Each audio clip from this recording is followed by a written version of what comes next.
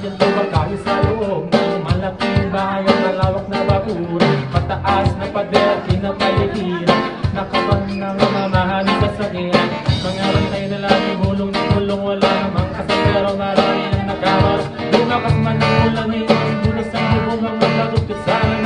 Kilala ang tutong at ikanin, sinuti ng galit na nasa bawon. Kahit na hindi asko sa lang sa email, pero sigurong nanirahan bahay na ganyan, sabi pa nila, tumulong mata